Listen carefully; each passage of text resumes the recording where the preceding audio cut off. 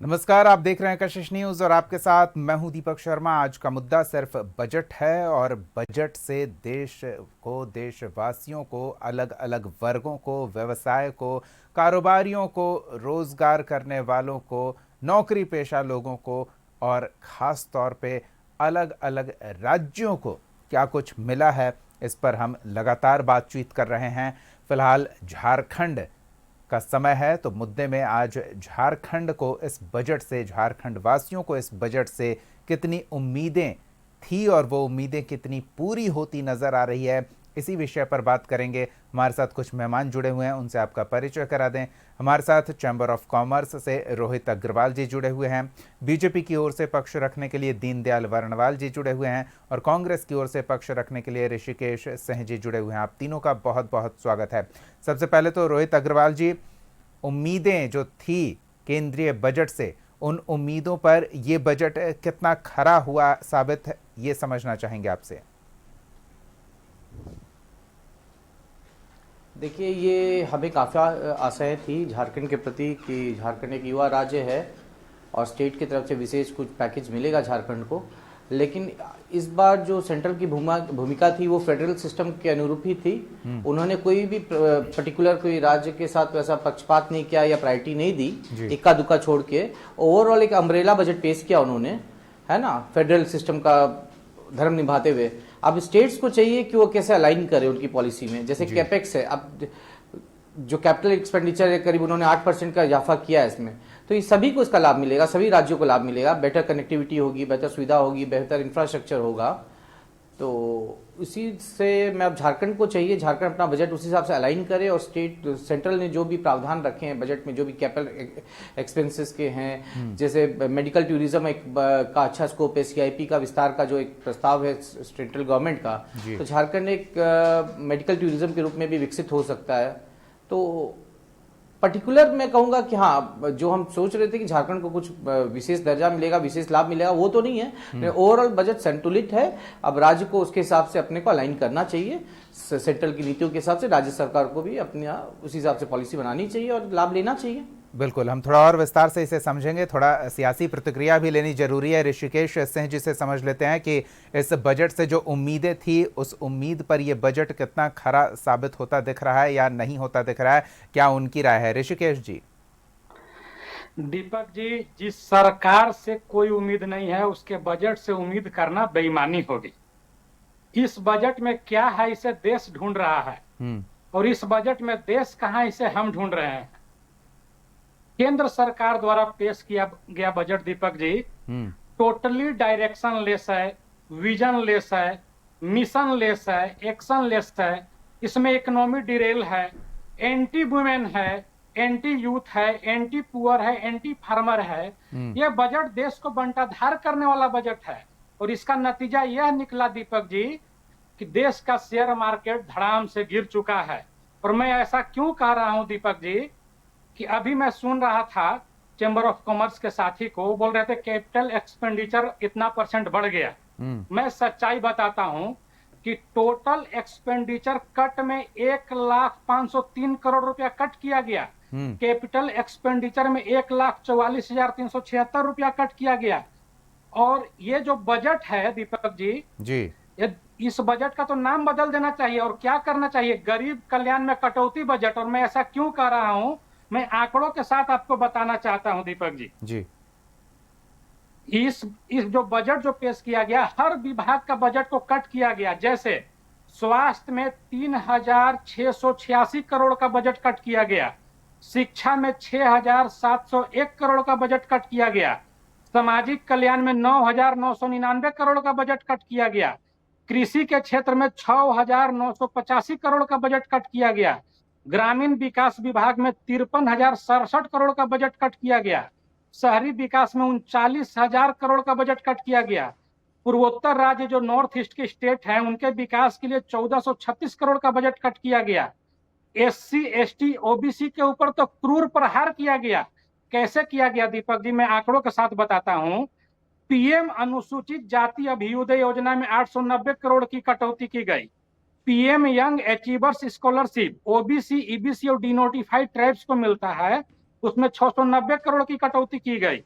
SC post matric scholarship में 360 करोड़ की कटौती की गई। जनजातीय विकास कार्यक्रम में 1559 करोड़ की कटौती की गई।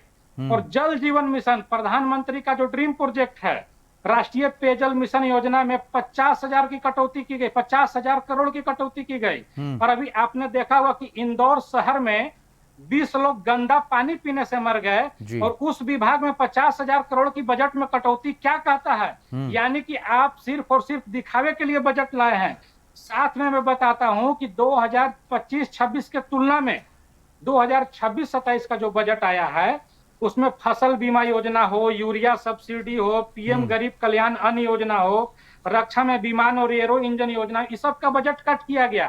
और इतिहास में पहली बार ऐसा बजट पास किया गया जिसमें किसान का जिक्र भी नहीं किया गया, न ही सिंचाई का जिक्र किया गया, न खाद का जिक्र किया गया, न खेतिहर मजदूर का जिक्र किया गया। तो ये दिखाता है कि ये बजट जो है एम्ब्रेला बजट बोल रहे हैं, ये बिल्कुल एंटी इंडिया का जो एक एक व्यक्ति है उसके खिलाफ ये बजट है। और साथ में दीपक जी पिछले 11 सालों में अंतर में दिखाता हूं। 2014 में टोटल बजट का 4.5% शिक्षा पर खर्च हुआ करता था और अभी टोटल बजट का 2.5% शिक्षा पर खर्च होता है।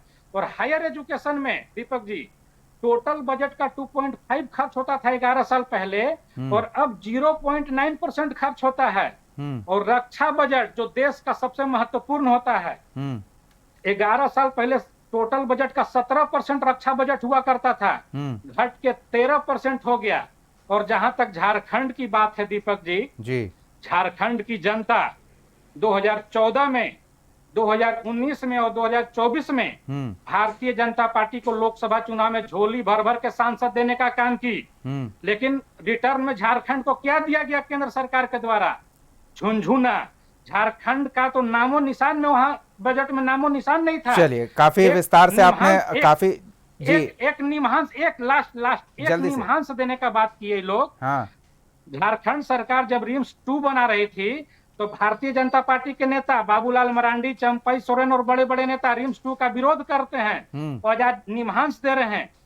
हमारे यहाँ CIP है, रिनपास है, हमको मेडिकल हॉस्पिटल की जरूरत है, आप जो है रिम्स 2 में मदद करिए। इसमें झारखंड की जनता देख रही थी और हमारा रॉयल्टी का 1,41,000 करोड़ रुपया बाकी है। हम लोग को तो लगा था कि बजट में झारखंड को 1,41,000 करोड़ का कुछ, चलिए काफी बातें आ गई ऋषिकेश जी, हम फिर लौटेंगे आपके पास। झारखंड को कुछ भी नहीं मिला दीपक। ठीक है, एक लाइन में आपने काफी विस्तार से जो बातें कही अलग अलग, एक तो इस बजट से देश को, देशवासियों को किस तरह से छला गया है इसका उल्लेख किया और फिर झारखंड को झुनझुना पकड़ा दिया गया इसकी बात कही। दीनदयाल जी बताइए। सबसे पहले मैं उनके अंतिम बातों से शुरू करता हूं, फिर शुरुआत की बात आते हैं। रिम्स 2 का विरोध करने वाले इनके कार्यकारी अध्यक्ष बंधु तिर्की हैं। भारतीय जनता पार्टी किसी भी हालत में किसी भी हॉस्पिटल को बनाने में बिल्कुल कभी विरोध नहीं करती है, प्रक्रिया का विरोध है। और उस प्रक्रिया का ये विरोध है कि आप गरीबों का, किसानों का जमीन लेकर अगर आप रिम्स 2 बना रहे हैं और वहां अगर परेशानी आ रही है तो ये समझना उनको पड़ेगा। अगर ये सरकार नहीं अपने जनता का सुनेगी तो जनता इनको उखाड़ फेंकेगी।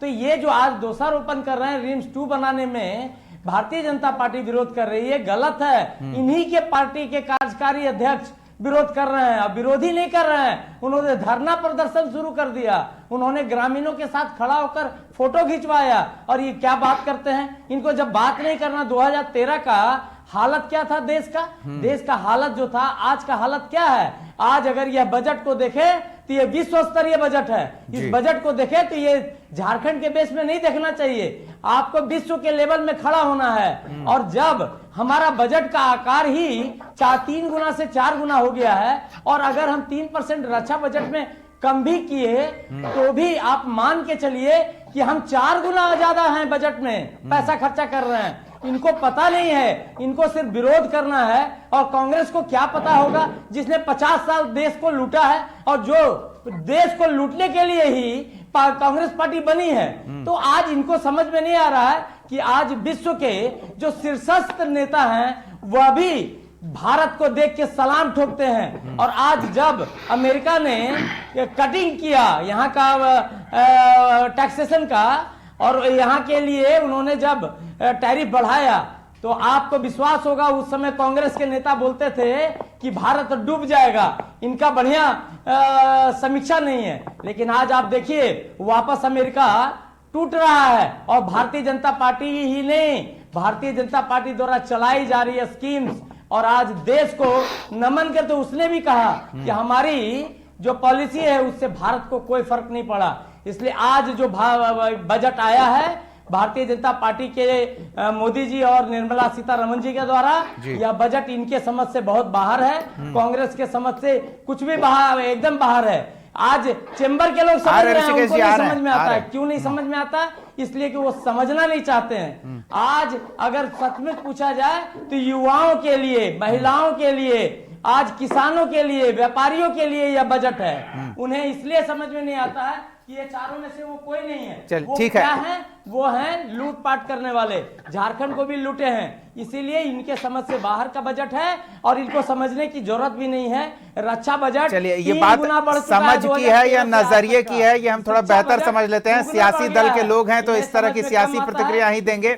आ रहे हैं दीनदयाल जी, आपके पास आ रहे हैं। रोहित जी, पहले जब हम बजट को देखा करते थे तो बजट में कुछ स्पष्ट बातें हुआ करती थी, फला राज्य को फला सेक्टर में इतना पैसा मिला है, इस राज्य को उस सेक्टर में उतना पैसा मिला है। तो अब बजट में उस तरह की प्रस्तुतियां नहीं होती है, तो उस तरह से बातें पता नहीं चलती है जब तक खुलकर चीजें धीरे धीरे स्पष्ट ना हो। और क्या हमें बजट देखने का नजरिया बदलना चाहिए, या ये बजट चैप्टर में आ रहा है 2047 को लक्ष्य रखकर? किस तरह से देखें इस बजट को, थोड़ा स्पष्ट कीजिए जल्दी से, फिर अगला सवाल आपसे लेंगे। मुझे तो लगता है ये 2047 विकसित भारत का जो प्रधानमंत्री जी का आह्वान है उसी के मद्देनजर ये किया गया है। अब राज्यों को चाहिए वो कैसे अपॉर्चुनिटी ग्रैब करे, वो डिमांड करे ना, वो अपनी धरातल पे प्रोजेक्ट्स लाएं। जो राशि है वो आवंटन करने के लिए तैयार है केंद्र सरकार, तो उसको अब वो चाहिए कि वो किस तरह उसको ग्रैब करते हैं, अपने धरातल पे लाते हैं प्रोजेक्ट्स को और उपयोगी बनाते हैं। ये स्पेसिफिक टू स्टेट्स कोई भी पॉलिसीज नहीं है, बजट में कोई भी नहीं है, ओवरऑल है। तो अब झारखंड भी तैयार है, मुझे लगता है हमारे मुख्यमंत्री जी काफी डायनामिक है और झारखंड में अच्छी संभावनाएं हैं, तो ये इसको ग्रैब करेंगे और झारखंड भी प्रधानमंत्री जी के साथ विकसित भारत का सपना पूरा करेगा। ठीक है, ये जो आंकड़े की बाजीगरी थी, थोड़ा हम चाहेंगे ये भी हम अपने दर्शकों के सामने एक बात रख के उसे आपसे स्पष्ट करवा लें। रोहित जी, 2020-21 से अगर हम 2025-26 के बीच के बजट पर नजर डालें तो करीब 30-34 लाख करोड़ से बढ़कर ये 53 लाख करोड़ तक पहुंच गया है, यानी कि करीब करीब दोगुने के आसपास पहुंचता दिख रहा है बीते 6 साल में ये बजट हमारा। तो अब इसके बाद अगर प्रतिशत में हम कमी गिनाते हैं तो क्या वो ओवरऑल कम ही माना जाएगा, ये बढ़ा हुआ माना जाएगा? ये आंकड़ों का खेल बहुत जबरदस्त चल रहा है पक्ष और विपक्ष के बीच, किस तरह से इसे समझे रोहित जी? सर, आंकड़े में हमारे हिसाब से तो एब्सोल्यूट देखना चाहिए, परसेंटेज टर्म से नहीं देखना चाहिए। एब्सोल्यूट में देखें तो बजट बढ़ा है। अब रिलेटिव करिएगा, अगर उस समय आधा था, आधे का कितना प्रतिशत है और अभी ये डबल हुआ है उसका कितना प्रतिशत है, तो उस तरह से मैं नहीं समझता कि आप इस पे एक निष्कर्ष पर निकल सकते हैं। ओवरऑल कितना बढ़ोतरी है वो देखना चाहिए, ना कि रिलेटिव देखना चाहिए, एब्सोल्यूट देखना चाहिए। अब एक चीज और स्पष्ट हम चाहेंगे आप कर दें हमारे लिए भी, हमारे दर्शकों के लिए भी, कि सरकार ने खजाना खोल दिया है। अब यह है कि कौन सा राज्य कितना कट ले सकता है, और कट लेने के लिए जरूरी है कि आप पूरा फाइल तैयार कर लें कि हमें इस काम के लिए इतनी आवश्यकता है और राज्य सरकार की इतनी जरूरतें हैं, जरूरतों को पूरा करने के लिए केंद्र ये सहयोग करे। तो अगर हम फाइल आगे बढ़ाते हैं तो उसके लिए पर्याप्त पैसा मिलने की पूरी गुंजाइश है। रोहित जी, हमें तो लगता है अगर नियत साफ हो, जो कि अभी झारखंड सरकार का है, बिल्कुल है। अभी स्विट्जरलैंड गई थी झारखंड की सरकार, स्विट्जरलैंड और यूके, बहुत अच्छा प्रतिनिधित्व किया झारखंड सरकार ने वहां पे। सारी दुनिया की निगाहें झारखंड पर है, झारखंड की सरकार पर है। तो वाकई मुझे लगता है कि हमारे मुख्यमंत्री और उनकी सरकार पूरी तरह तैयार है और जो भी पॉलिसीज हैं सेंट्रल का, उसका लाभ पूरा मिलेगा झारखंड को। बस कमर कसने की देरी है और ये it's a matter of time that we start flying with full colours, और अगला 25 साल झारखंड के लिए स्वर्णिम होगा। बिल्कुल। ऋषिकेश जी, टेबल पर केक लगा हुआ है, हमें बस अपने हिस्से का केक काट कर ले आना है, उसके लिए हम कितना तैयार हैं ये देखने वाली बात होगी। कोई अगर, अब ऐसा नहीं है कि सरकार आपको, केंद्र की सरकार आपको करके दे रही है, आपको करना होगा। केंद्र सरकार का रवैया सहयोगात्मक होगा, ये रोहित जी बता रहे हैं। रोहित जी अपनी भाषा बोल रहे हैं, चेंबर से हैं, उन पर मुझे कुछ नहीं बोलना है। मैं भारतीय जनता पार्टी के प्रवक्ता जो बोल रहे थे उस पर मैं आंकड़ों के साथ जवाब देना चाहता हूं। आपके आंकड़ों पर भी उन्होंने कहा है तो उस पर भी उन्हें जवाब दे दीजिए। वो कह रहे हैं कि आंकड़े आप कम देख रहे हैं लेकिन ओवरऑल पैसा बढ़ रहा है। नहीं नहीं, मैं समझ गया, मैं बताता हूं आपको।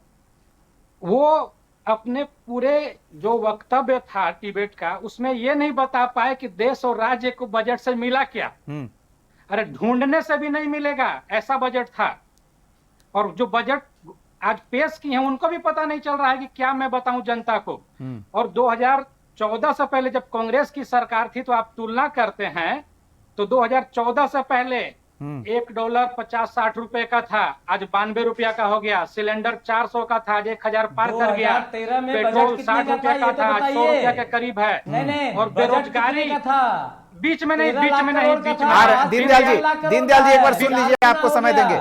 अरे बीच में आप ऐसा झूठ का बात बोलेंगे तो बोलना तो पड़ेगा। ठीक है, ठीक है, आपने अपनी बात रख ली दीनदयाल जी। बजट का बात तो कीजिए। नहीं, हो गया दीनदयाल जी, आपने अपनी बात रख ली। नहीं, टीवी पे बैठ के फिर ऋषिकेश जी ऐसे नहीं, ऋषिकेश जी मैं रोक रहा हूँ ना, इस तरह के शब्दों का उपयोग ना करें तो बेहतर होगा। ऋषिकेश जी इस तरह नहीं, ठीक है, ठीक है, किसी के बीच में नहीं बोल रहे तो गलत बयानी भी तो नहीं कीजिए। उत्साह है लेकिन इस तरह के शब्दों का उपयोग ठीक है। वो दीनदयाल जी बिल्कुल आपको समय देंगे ना। में भारतीय जनता पार्टी विरोध किया। नहीं, आपको समय देंगे दीनदयाल जी। दीनदयाल जी कार्यकारी अध्यक्ष देखिए, आपको पर्याप्त समय दिया गया ना। ठीक है ऋषिकेश जी, क्या आदमी ऋषिकेश जी उस तरह से नहीं। हाँ, अब एक एक करके बोलिए। अब आप अपनी बात क्या है, ठीक है, छोड़ दीजिए ऋषि जी। दीनदयाल जी रुक जाइए, दीनदयाल जी रुक जाइए। इनको रोकिएगा, जनरेटर 2013 में नहीं, वो कितना लाख रुक करोड़ जाएंगे। का बजट था कांग्रेस का, वो तो बताइए। ठीक है दीनदयाल जी, ये मिलने वाली बात नहीं है, यहाँ लेने वाली बात है। आपको अपना हक लेना होगा, सरकार देने के लिए तैयार है, ये कहा जा रहा है। डेफिनेटली ये बहुत जरूरी है। ठीक है, अब दीनदयाल जी आ रहे हैं आपके पास, आ रहे हैं। अगर आप ही लोग को बात करना है तो फिर डिबेट करने का क्या मतलब है? बोलिए ऋषिकेश जी। आप डिबेट डिस्टर्ब करते ऋषिकेश जी सवाल का जवाब दे मतलब क्या हुआ? डिबेट का मतलब नहीं, बारी बारी से, बारी बारी से दीनदयाल जी, बदतमीजी नहीं ना होता, बारी बारी से। आप अपने समय में आंकड़ों से जवाब दीजिए। ठीक है, हो गया। ऋषिकेश जी बोलिए। अरे बदतमीजी किसको कहते हैं यह भी कांग्रेस को पता नहीं है। चले दीनदयाल जी इस तरह से नहीं, दीनदयाल जी टीका टिप्पणी ना करें। दर्शक भी हंस रहे होंगे। ठीक है, ठीक है, अच्छी बात है, हंस लेने दीजिए। थोड़ा दर्शक हंस लें तो उनका भी लाइट मूड हो जाएगा। जी ऋषिकेश जी लाइट मूड में अपनी बातें। राज्य को लेना है, कोई देने नहीं आ रहा है, ये पहलू है बजट का। नहीं, देखिए राज्य को देना है, ये अभी अमेरिका का बड़ाई कर रहे थे भारतीय जनता पार्टी के प्रवक्ता। इनको सच चाहिए कि वही अमेरिका भारतीयों को बेड़ी पहना के फ्लाइट से भेजता है, हमारे ऊपर टैरिफ बढ़ाता है, और हमारा जब पाकिस्तान का तो बड़ाई नहीं कर रहा है जो आप लोग करते करता है। अब देखिए वही तो मैं बोला कि हर कांग्रेस के आज उपराष्ट्रपति पाकिस्तान का और लुटेरे के बारे में बात करते हैं। कोई डिबेट में सच्चाई बोलने से कम कैसे आदमी बौखला गया? ये सच्चाई नहीं सुन पाएगा आदमी, ये बौखला जाएगा। ऋषिकेश जी एक सेकंड दीनदयाल जी रुकिए, आप सच्चाई की बात कर रहे हैं, किस आधार पे आप कह रहे हैं? नहीं, दीनदयाल जी रुकिए ना, दीनदयाल जी रुकिए, इनकी सच्चाई मैं समझ लेता हूँ। नहीं रुकेंगे दीनदयाल जी, आप रुकिए, मैं इनकी सच्चाई समझ लेता हूँ। ठीक है ऋषिकेश जी, ऋषिकेश जी 3 बातें आपने कही। आप जरा इनको नहीं, दीनदयाल जी आप रुकिए ना, दीनदयाल जी मैं इनकी सच्चाई समझ लेता हूँ, आप बस थोड़ा सा रुक जाइए। ऋषिकेश जी अगर कोई कानूनी रूप से गलत है तो क्या उसे बेड़ियां नहीं लगाई जाएंगी? अगर कोई कानूनी रूप से गलत है तो उसे बेड़ियां नहीं लगाई जाएंगी? किसने कहा कि ट्रंप ने मध्यस्थता की है सीज फायर को लेकर? क्यों कर रहे हैं बताइए। अमेरिका क्यों करेगा? कौन कर रहा है? आज स्टेटमेंट डोनाल्ड ट्रंप आप अपने देश के प्रधानमंत्री पर भरोसा नहीं, डोनाल्ड ट्रंप पर भरोसा कर रहे हैं। उसने तो इनकार भी किया, उसने तो माना कि मैंने नहीं कुछ किया। ये आपने नहीं सुना क्या दीपक जी? उसने माना कि मैंने नहीं कुछ किया। अरे आप तो और उनको समर्थन दे रहे हैं। उनको समर्थन नहीं, आपकी सच्चाई जो आप रख रहे हैं ना, उस सच्चाई को समझ रहे हैं। अब बोलिए, टैरिफ बढ़ा कि नहीं बढ़ा? किसको नुकसान हुआ? टैरिफ बढ़ने से किसको नुकसान हुआ? किसको नुकसान हुआ आप ही समझा दीजिए। आज बताइए। अमेरिका को हुआ। नहीं, बढ़ा हुआ टैरिफ कौन देता है? भारत दे रहा है क्या? भारतीय जनता पार्टी का जो पॉलिसी है उसके तहत अगर देश वही सामान दूसरा देश 100 रुपया में देगा, हम टैरिफ बढ़ाइएगा, हमारा महंगा रेट में बिकेगा, तो मेरा सामान नहीं बिकेगा, तो मेरा निवेश न रुकेगा। क्यों? फ्री ट्रेड एग्रीमेंट हुआ है ना जब अगर बांग्लादेश 100 रुपया में देता है और हम लोग का सामान 150 में बिकेगा, वही सामान 100 में खरीदेगा कि 150 में खरीदेगा? क्या आपको नॉलेज है? क्या बात कर रहे हैं? शानदार ऋषिकेश जी, आप मेरे नॉलेज पे सवाल खड़े कर रहे हैं। भारत को फायदा ये बता रहे हैं आप? हाँ, वाह क्या बात तो है। टैरिफ 1000% बढ़वा के दिखवाइए। एक्सपोर्ट बढ़ गया है, आपको पता है?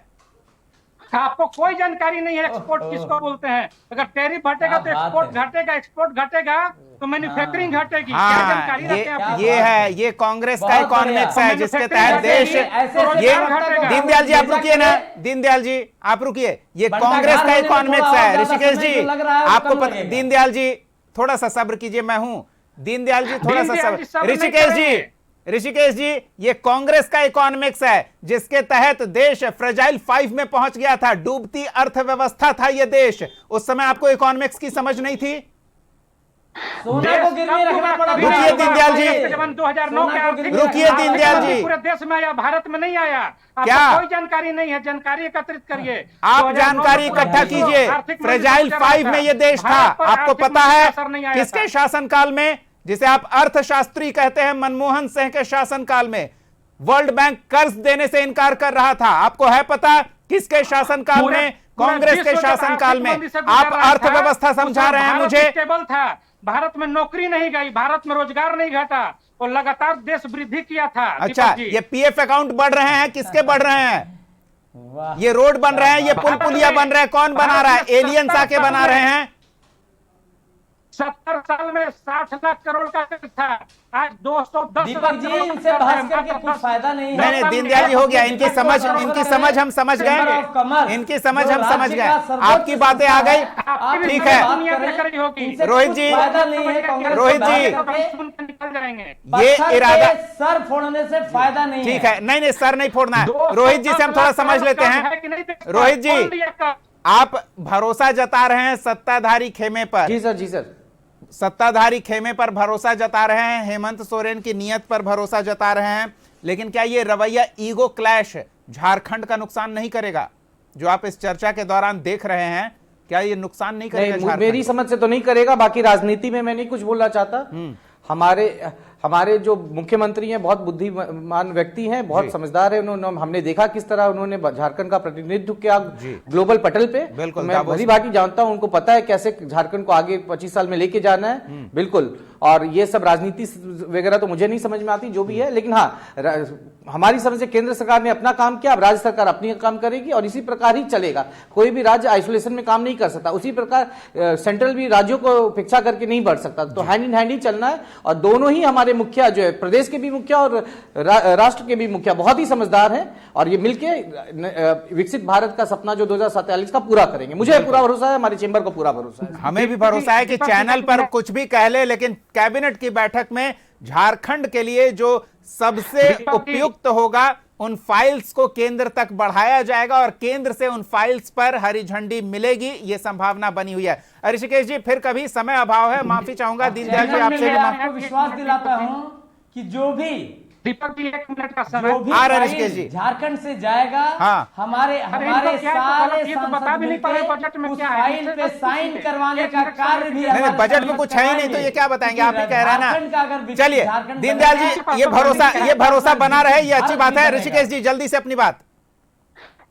दीपक जी, पिछले 10 वर्षों में भारतीय जनता पार्टी ने जितनी घोषणाएं की सब कोरा कागज साबित हुआ। स्मार्ट सिटी, फिर भी नरेंद्र मोदी चुन कर प्रधानमंत्री बन रहे हैं। ये कोरा कागज वाली घोषणाओं का प्रभाव है। माफी चाहूंगा, समय अभाव है। बहुत बहुत धन्यवाद ऋषिकेश जी, दीनदयाल वर्णवाल जी, रोहित अग्रवाल जी, अपना समय देने के लिए, इस चर्चा में शामिल होने के लिए। तो इस बजट में खास तौर पर किसी राज्य के लिए कोई खास कट या कोई खास योजना या कोई खास आवंटन नहीं है, लेकिन एक समावेशी बजट है जो देश के फेडरल सिस्टम के तहत है। ये वित्तीय विश्लेषक, वित्तीय मामलों के जानकार, चैंबर से जुड़े लोग कह रहे हैं अब पूरा जिम्मा राज्यों के ऊपर है कि वो अपने लिए कितना केंद्र से ले सकते हैं, क्योंकि केंद्र ने खजाना खोल रखा है, ये संदेश दिया गया है।